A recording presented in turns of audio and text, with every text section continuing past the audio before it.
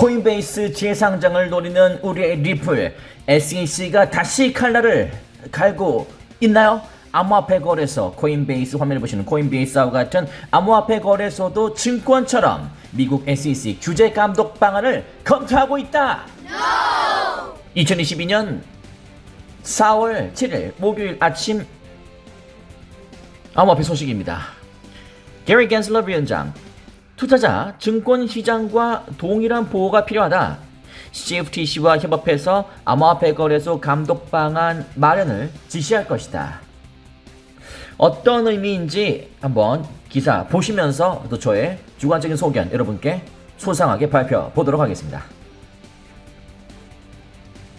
미국 증권거래위원회가 암호화폐 거래소를 기존 증권거래소처럼 정식 거래소로 등록해서 규제하는 방안을 모색하고 있다는 소식인데요. SEC는 아울러서 미 상품선물거래위원회와 협업해서 암호화폐 거래소 규제의 틀을 만들 방침입니다. 자, 암호화폐 거래소 규제의 틀을 만들겠다. 이게 좋은 의미일까요? 나쁜 의미일까요? 일단 더 읽어보겠습니다. 현지 시간 월스트리트 저널에 따르면 이날 게리 겐슬러 SEC 위원장은 펜실베이니아 대 러스쿨이 주최한 연례 캐피털 마켓 컨퍼런스에 참여해서 암호화폐 거래소는 기존에 등록된 전통적인 형태의 증권 거래소와 비슷한 역할을 한다면서 2조 달러 한화 약 2,400조 원 규모의 암호화폐 투자자들이 동일하게 보호를 받을 필요가 있다고 밝혔습니다. 이건 맞는 말이죠. 보호받는 건 아직까지 나쁘지 않습니다. 겐슬러 위원장은 암호화폐 거래소를 증권 거래소처럼 정식으로 등록하게 하려면 고객 자산 보관 기능과 시장 조성자 역할을 거래소의 다른 사업과 분리하는 방안을 요구할 수 있다고도 전했습니다. 증권거래는 고객이 증권사라는 중개기관에 계좌를 두고 거래소에서 거래하는 구조이지만 맞죠? 증권거래 해봤죠? 주식거래. 암호화폐의 경우 코인베이스와 같은 회사가 코인베이스를 직접 언급하고 있죠. 코인베이스 같은 회사가 직접 고객 자산을 수탁해서 거래를 중개하고 동시에 유동성을 공급하는 시장 조성자 역할도 하고 있다고 전했습니다. 겐슬러 위원장은 이 같은 구조는 잠재적인 이해 충돌 가능성을 야기할 수 있다고 말했습니다. 그는 아울러 파생 상품을 관할하는 CFTC와 협업해서 암호화폐 거래소 감독 방안을 마련하라고 직원들에게 지시했다는 사실도 공개했습니다. 암호화폐는 종류에 따라서 주식의 성격을 따지거나 단순 투자 상품이 되기도 하는 만큼 두 기관이 모두 제도 마련에 참여해야 한다는 취지입니다. 암호화폐 업계는 SEC보다 상대적으로 암호화폐에 우호적이며 규제가 덜 까다로운 CFTC 쪽에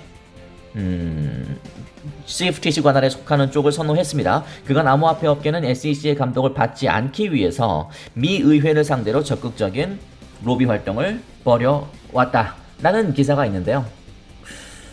이 기사는 너무 좀 포괄적이고 굉장히 다양한 각도로 해석할 수 있을 거라고 저는 생각하는데 얼른 아침이니까요. 얼른 생각난 거 몇 가지를 여러분께 말씀드리자면 SEC는 어쩔 수 없이 지금 XRP, 리플과 묶여있는 게 사실입니다. 그래서 저는 이런 움직임을 이렇게 한번 생각해보고 싶습니다. 첫 번째는 제가 방송에서 공개방송 때 몇 번 말씀드렸습니다만 SEC가 거듭나려고 노력하는 부분도 있다고 생각합니다. 무슨 말이냐면 SEC의 주된 목적은 지금 제가 빨간색으로 밑줄 긋고 있는 암호화폐 투자자들이 동일하게 보호를 받을 필요가 있다. 이거는 맞는 말이거든요. 그죠? SEC의 역할은 투자자를 보호하는 겁니다. 이게 한 줄로 요약되는 거예요. 리플 13억 달러 욕심내고 그냥 13억 달러뿐만 아니라 플러스 이자까지 이런 금전적인 목표를 가지고 있는 단체가 이거는 아니거든요. 아시다시피 이 미국 정부기관의 단체이기 때문에 제가 밑줄 그은 암호화폐 투자자들이 동일하게 보호를 받을 필요가 있다. 그렇기 때문에 이런 움직임을 보이기 위함이 아닌가. SEC 어제 낮 방송인가요? 그때 말씀드렸던 것처럼 리플하고 만약에 진짜 잘못되면 이게 SEC 입장에서 잘못돼가지고 리플이 승소해버렸다. 아니면 리플이 긍정적인 합의를 보게 됐다. 이렇게 되면 SEC의 이미지는 급격히 나빠집니다. 우리가 바보가 아닌 이상 다 SEC가 지금 현재까지 어떤 반응을 펼쳤는지 만행이라는 건 좀 그런가요? 어쨌든 어떤 짓을 했는지 다들 리플 호들러 분들이시니까 솔직하게 말씀드리겠습니다. 어떤 짓을 했는지 다 알 것이기 때문에 SEC의 이미지는 어제 저녁 방송에 있었죠. 어제 방송 좋았으니까 어제 낮 방송 저녁 방송 꼭 보세요. 큰 이미지의 타격을 입을 것이 있고 그 이미지가 안 좋아지면은 이제 규제하기가 쉽지가 않습니다. 본인 마음대로 본인 손 안에서 주무르기가 쉽지가 않아요. 암호화폐 업계라든지 그 토큰들을. 그렇기 때문에 지금부터라도 서서히 아니야 우리 SEC는 원래 이런 일을 하는 투자자를 보호해주는 우리 진짜 좋은 단체야. 이런 이미지를 심어주기 위해서가 아닌가라는 첫 번째 생각이 들고요.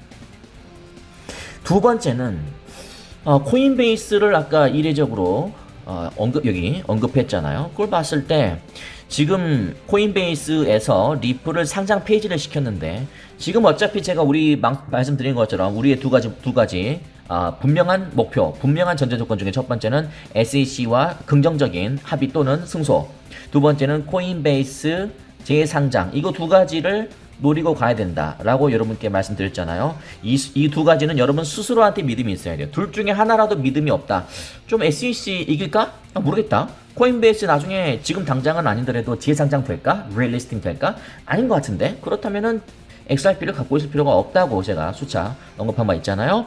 만약에 1번과 2번이 될 것 같다. 당장은 아니더라도 언젠간 될 것 같다라는 생각이 있으신 분들만 리플을 호들링하고 계시면 되는데 이걸 겨냥한 발언일 수도 있겠다는 생각이 듭니다. 코인베이스 쪽에서는 제가 생각했을 때는 지금 상장 폐지를 한 이유가 리플을 없애버린 이유는 리플이 싫어서가 아닙니다. 코인베이스와 리플랩스와의 보이지 않는 알력관계 아니에요. 그게 아니고 SEC의 눈치를 보는 거거든요.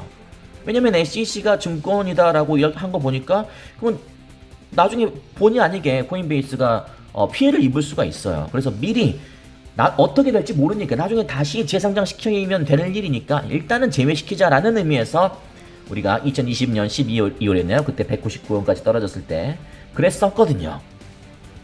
이것을 다시 한번 좀 상기시키기 위함이 아닌가라는 생각이 들어요. 코인베이스 입장에서는 SEC 눈치를 봐서 정리하자면요. 리플을 상장 폐지시킨 건 맞지만 리플의 거래는 늘 말씀드리지만 엄청납니다. 거래 대금은요.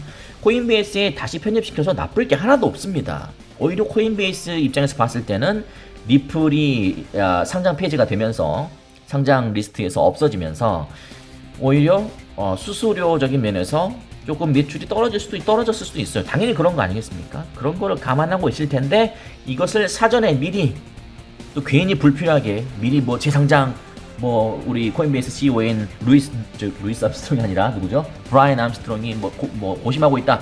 이런 기사가 뜨면은 SEC 입장에서 좋을 게 하나도 없기 때문에 미리 압박하는 게 아닌가라는 생각이 듭니다. 좀 정리되셨나요? 자, 정리하겠습니다.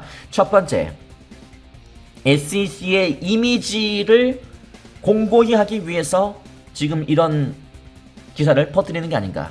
이런 소식을. 두 번째는 코인베이스에 보이지 않는 암묵적 거래가 아니라 암묵적인 견제를 위함이 아닌가. 이 두 가지를 저희 코인캐스에서 여러분께 조심스럽게 저희 주관적인 의견을 여러분께 표현해 봤습니다. 거기에 하나가 더 있다면 규제는요, 분명히 말씀드리지만 리플랩스의 CEO인 브래디 갈링하우스도 분명히 regulatory clarity라고 이야기합니다. 규제의 명확성을 좀 정확하게 주라. 명확하게 규제해라. 규제하는 건 좋아. 대신에 이렇게 했다 이랬다 저랬다 하지 말고 더 쉽게 말씀드려서 증권이라고 했다가 안 했다가 규제 기준이 없으니까 정확한 기준이 없으니까 그렇게 하는 거 아니냐. 좀 명확성을 가지고 해줘라.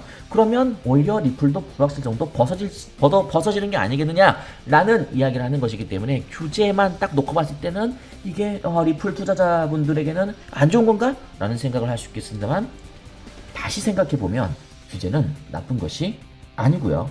리플에게 오히려 궁극의 좋은 역할을 순기능을 할 수 있을 수 있는 그런 그런 용어가 바로 regulation, 규제라는 것까지 말씀드리면서 오늘 아침부터 조금 심오한 말씀을 드렸는데요. 좀 이런 기사는 한번 여러분께 다뤄드릴 필요가 있을 것 같아서 여러분께 말씀드렸습니다. 아주 쉽게 말씀드려서 저런 기사가 떴구나, SEC가 저런 움직임이 있구나 라는 것만 생각하시면 되겠습니다. 구독자 47,000명까지 왔습니다. 진심으로 감사 말씀드리고요. 멤버십 원하신 분들은 멤버십 터치 한번 하시면 여기 또 뭐 리플이 지루하다 그러면 또 우리 히든 종목 있습니다. 이것도 또 했는데 궁금하시면 보시면 바로 보실 수 있습니다. 그리고 어제 영상은 제가 말씀드린 게 뭐 이런 거 어제 제가 라이브 방송 이런 여기는 제 라이브 방송이에요. 보시면 굉장히 활기찼습니다. 참고하시면 되겠습니다. 여러분께 진심으로 감사의 말씀 드리고요.